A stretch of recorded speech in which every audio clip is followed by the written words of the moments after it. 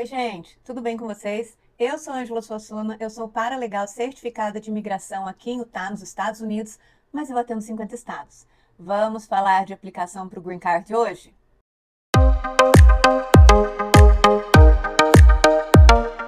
Esse vídeo vai ser um pouco longo, porque eu vou falar de todos os formulários que você precisa aplicar para o seu Green Card. Então, eu vou falar aqui, eu vou colocar em algum lugar aqui na tela, tá? A produção vai fazer para mim.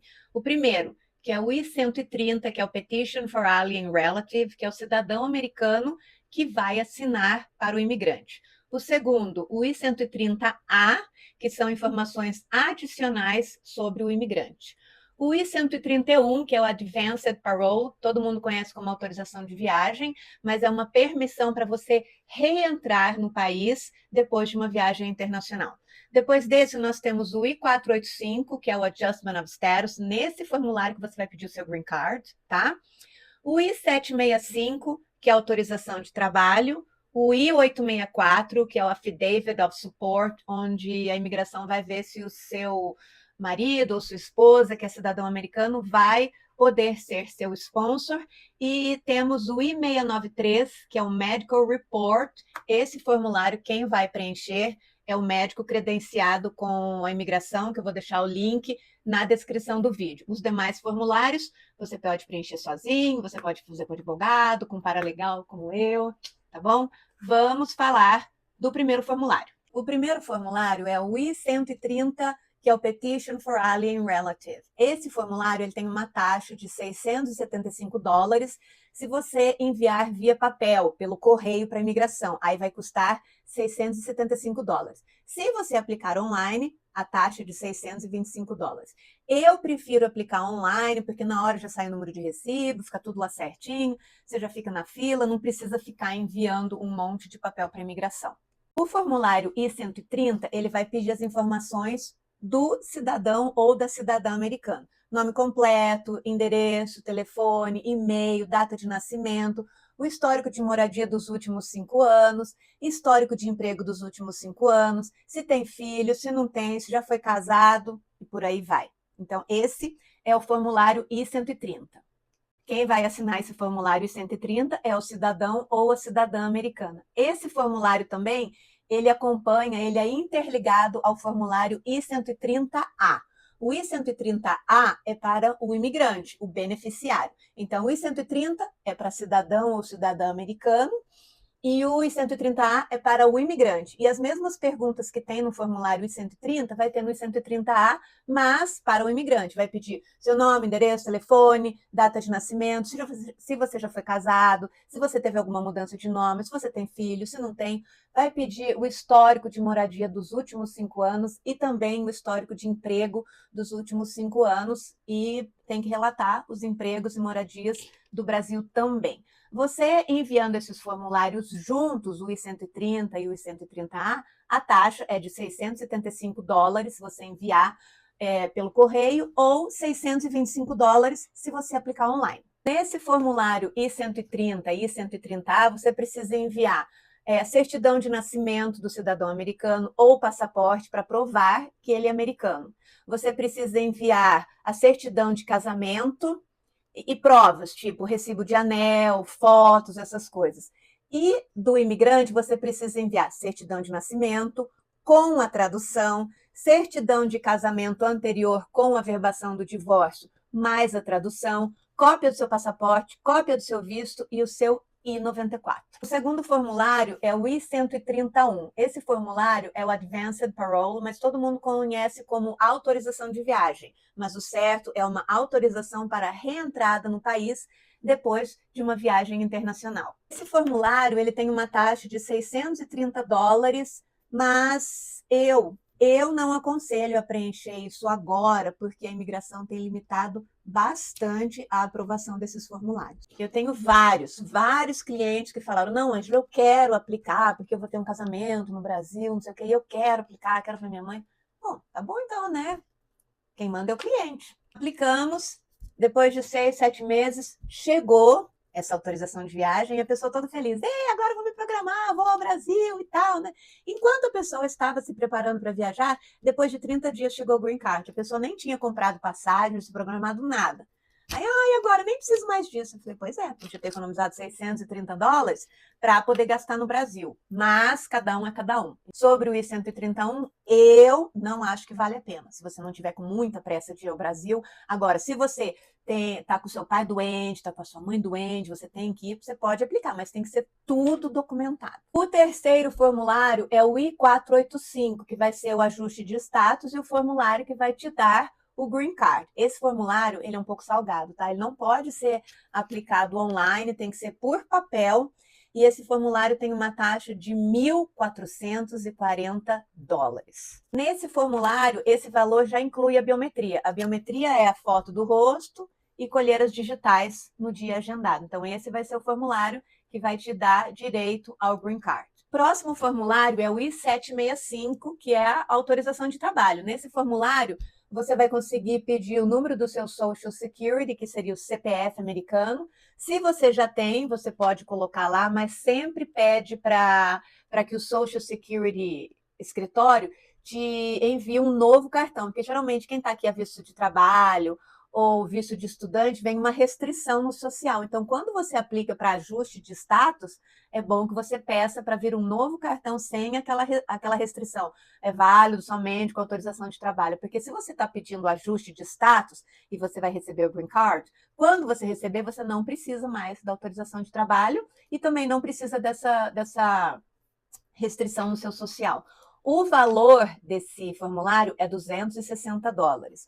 E olha só, você não pode aplicar o formulário para permissão de trabalho sem aplicar o I-485, tá? Tem que aplicar junto. Agora, se você quer aplicar o I-485 e seu marido tem dinheiro, você não quer trabalhar e você não quer gastar $260 para aplicar o formulário de trabalho, tudo bem. Mas para aplicar a autorização de trabalho, você precisa aplicar o I-485. Ficou claro? Primeiro tem que aplicar o I-485 e depois a autorização de trabalho. Você não pode aplicar o I-130 e a autorização de trabalho, não pode. O próximo formulário é o I-864. Esse formulário vai ser o Affidavit of Support. Nesse formulário, quem vai assinar é o cidadão ou a cidadã americana, falando que ele vai ser seu sponsor e tem uma tabela de renda anual. Se o cidadão americano faz menos que aquela quantia, você vai precisar de um joint sponsor. E todo sponsor precisa enviar a declaração de imposto de renda. Isso é muito importante. Por exemplo, para uma família de 2 pessoas, o marido e a esposa, o cidadão americano tem que fazer em torno de $28.000 por ano. Se ele faz $27.999,99, não vai passar. A imigração é muito rígida com isso, tá? Eu vou deixar na descrição do vídeo o link para vocês verem o quanto que o sponsor precisa fazer. E vai aumentando. Então, por exemplo, para uma família de 2, o marido e a esposa, é um valor.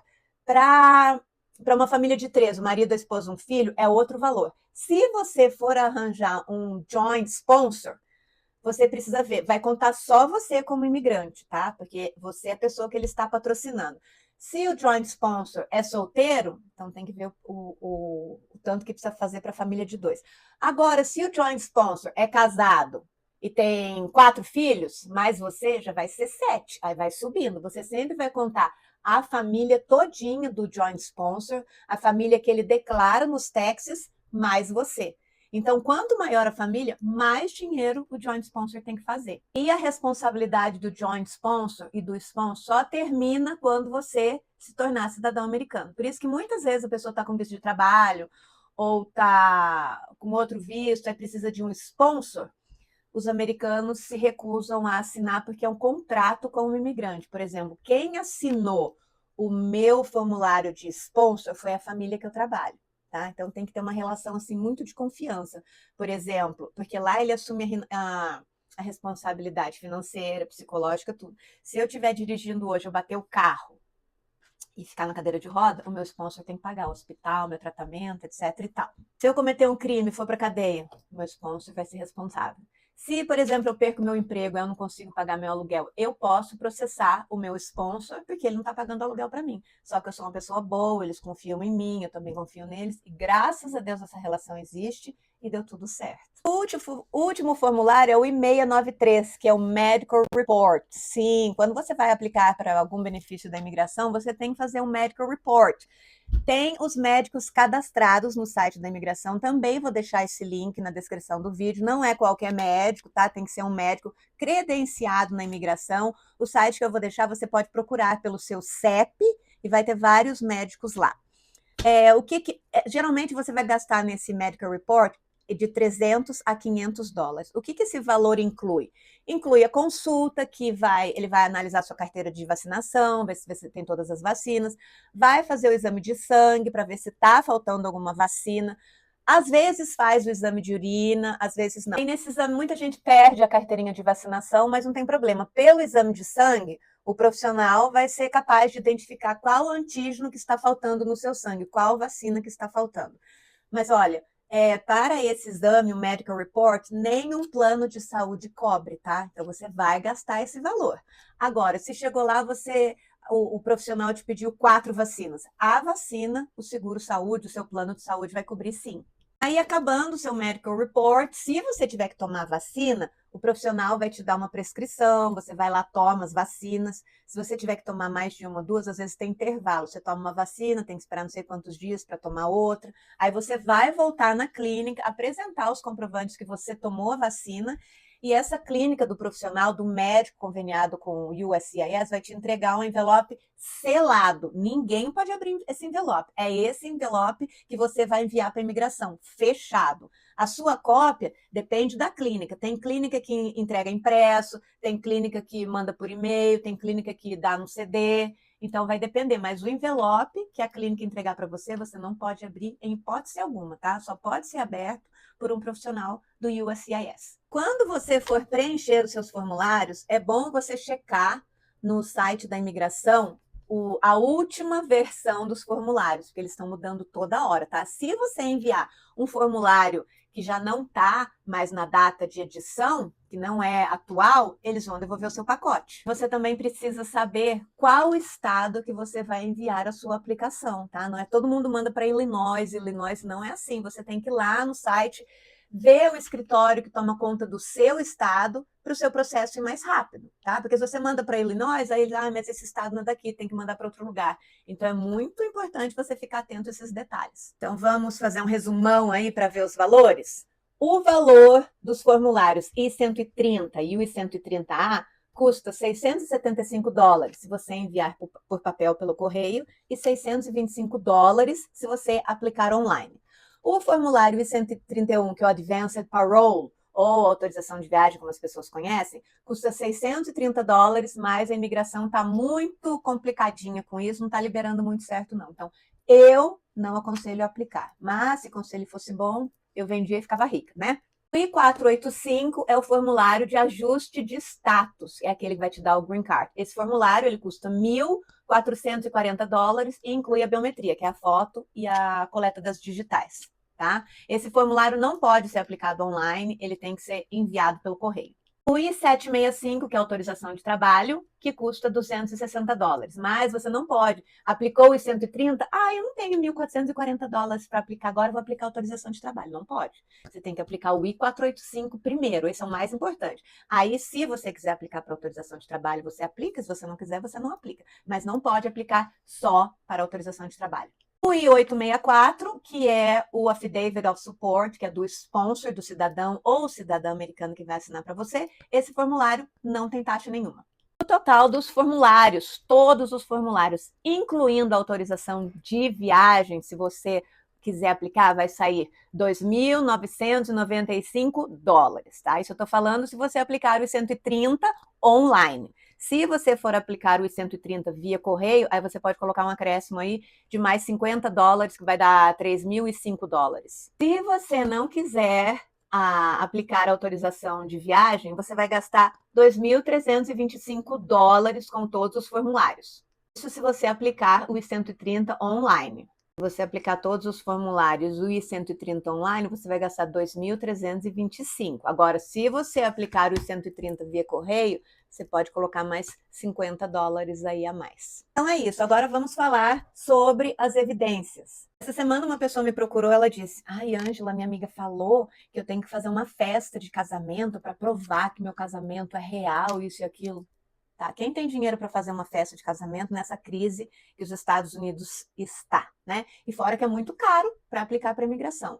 A única coisa que a imigração vai ver se seu casamento é real são as responsabilidades financeiras que você tem. O que a imigração vai ver? Se vocês têm conta conjunta no banco, se vocês têm cartão de crédito juntos, se vocês têm seguro de carro juntos, se vocês têm seguro de saúde juntos, seguro de vida, seguro de visão, seguro dentista, porque aqui nos Estados Unidos é tudo separado, né? Não é seguro saúde inclui visão. Aqui tem seguro saúde, seguro visão e seguro dentário. Então, são 3 planos. Então, é isso que, se vocês declararam imposto de renda juntos, é isso que a imigração vai querer ver. O que também vale, mas aí você também pode fazer assim. Se hoje em dia está muito difícil o homem ser provedor da casa, né? Se o marido paga o aluguel e você, a esposa, paga a internet, então o plano de aluguel vai vir só no nome dele, mas está com o endereço de vocês. Aí a internet vem só no seu nome e o endereço de vocês. Então ele vai ver que vocês moram no mesmo endereço e está tudo bem. O que mais serve de evidência? Já que vocês estão casados, vocês foram convidados para um casamento, chegou um convite do casamento lá na sua casa, senhor e senhora Robert, já vale como evidência. Se vocês casaram e chegou na sua casa cartão parabenizando vocês dois pelo casamento, já é uma evidência. Se vocês trocam mensagens entre vocês, já é uma evidência. Você pode tirar um print e anexar no seu processo. O recibo do anel é uma prova. Cartas de amigos, de parentes, de familiares também valem como prova. Todas essas cartas que vão falar sobre o relacionamento de vocês têm que estar em inglês, tá? Aí tem que ter o nome completo da pessoa por extenso, endereço completo, telefone e e-mail. Aí as pessoas ficam me perguntando: Ângela, o que a pessoa pode escrever? Eu não tenho ideia. Ué, pode escrever alguma coisa assim sobre vocês, se vocês foram jantar juntos, alguma coisa engraçada que aconteceu que só você e o casal sabem. Vou dar um exemplo aqui. Teve uma cliente minha brasileira que ela casou com um americano. Aí, outra brasileira teve um neném no hospital e eles foram lá para visitar o neném.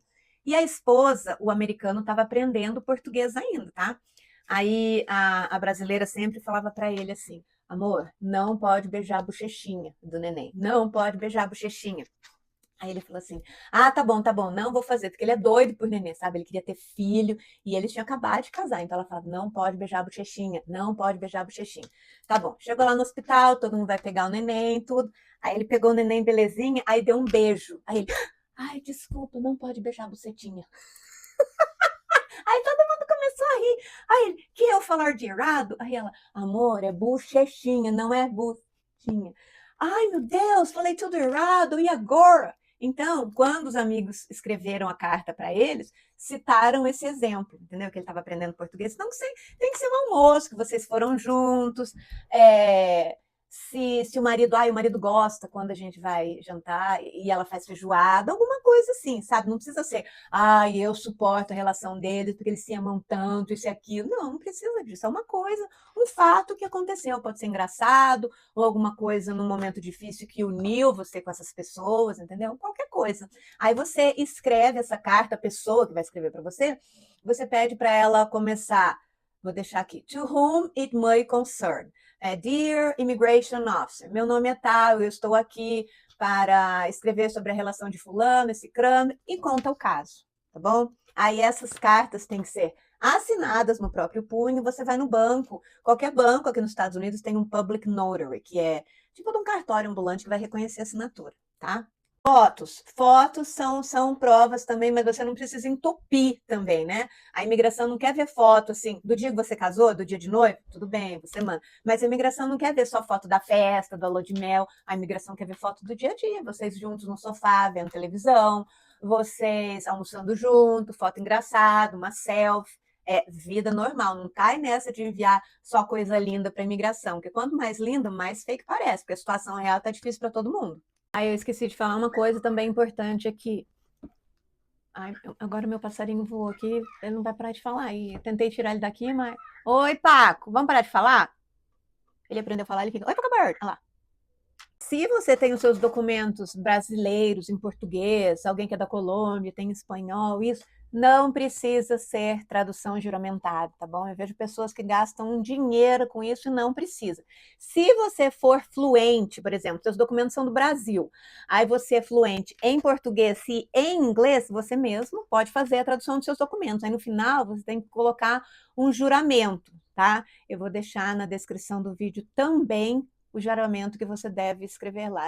Certifico que eu, fulano de tal, sou fluente, sou nativo do Brasil, sou fluente em português e inglês, e que o conteúdo dessa tradução confere com o original, yara, yara, yara, tá? Se o seu documento for em espanhol e você for fluente em espanhol e inglês, você também pode fazer isso. Você só tem que escrever o juramento lá, colocar seu nome por extenso, completo, nome completo por extenso, data de nascimento, e-mail, telefone, endereço. Mas olha, não pode mentir, gente. Não pode mentir, porque a imigração sabe tudo que você faz. E mentir aqui é um crime federal, tá? O officer não dá uma segunda chance. Então, se você for fazer essa tradução e você não é fluente, não faça. Não faça. Você pode pedir para sua filha fazer, para sua cunhada, para sua amiga, para qualquer pessoa. Mas se você não for fluente, a imigração pode ligar para você, conferir, aí você vai, the book's on the table, aí não vai dar certo. Outra coisa que eu esqueci de falar, sobre a declaração de imposto de renda, o peticionário, o petitioner, que é o cidadão americano, ele precisa sim ter declarado o imposto de renda, menos que ele faça abaixo da tabela. Tem muita gente que fala assim, mas ele tem um barco, ele tem um apartamento, ele tem uma lancha, problema dele. Uai, se ele tem todas essas coisas, não adianta você mandar título do barco, que é o documento de posse. Não adianta você enviar documento do barco, documento do apartamento. E aí, como é que declara taxas em cima disso tudo? A imigração vai pensar que ele está sonegando imposto. Então, mesmo que ele faça abaixo da tabela, tem que enviar a declaração de imposto de renda, sim. E o valor que ele precisa fazer vai estar na tabela, que eu vou deixar no final do vídeo, na descrição do vídeo, e tem que estar no formulário 1040, que é o formulário do imposto de renda, de tax return, tem que estar nas linhas 9 e 11, que é o gross, adjusted gross income, tá? Que é a renda bruta ajustada. Tem que estar lá esse valor. Se não tiver, ele não faz o suficiente, você vai precisar de um joint sponsor. E junto com a declaração de imposto de renda, muita gente tem os sponsors com a sogra e o sogro, aí eles declaram a declaração, eles fazem o imposto juntos. Aí precisa do formulário W2, porque a imigração vai saber quanto que o seu sponsor faz separado e se vai poder ser seu sponsor ou não. Um conselho importante para vocês, depois do golpe da Legacy, muita gente não ficou a par do seu processo. Então, teve muita gente que deixou tudo na mão da Legacy, tem muita gente que deixa as coisas tudo nas mãos de profissionais e depois não tem acesso a nada. Você precisa ter acesso a tudo que foi enviado, você precisa ter acesso. Não deixa só na mão do profissional, não. Ficou claro esse vídeo? Se você tiver alguma dúvida, pode deixar nos comentários que eu respondo, tá bom? Se você gostou desse vídeo, por favor, dá um like aí, se inscreve nas minhas redes sociais e compartilha esse vídeo com quem precisa saber. A informação útil deve ser compartilhada. Tem vários clientes que foram enganados pela Legacy, por outras pessoas que se faziam passar por advogados. Então, se você soubesse o quanto que é importante você compartilhar um vídeo, evitar que as pessoas sejam enganadas, porque eu mesma, eu tive o meu green card negado 2 vezes por incompetência dos advogados, né? Por isso que eu resolvi estudar. Eu sou paralegal certificada agora, estou na faculdade de Direito aqui nos Estados Unidos para ser advogada em breve. Então, por favor, visita meu website, veja os meus reviews, todos os reviews são verdadeiros, e deixa nos comentários aí a dúvida que você tiver, tá bom? Obrigada por ter ficado comigo até o final do vídeo e até o próximo vídeo.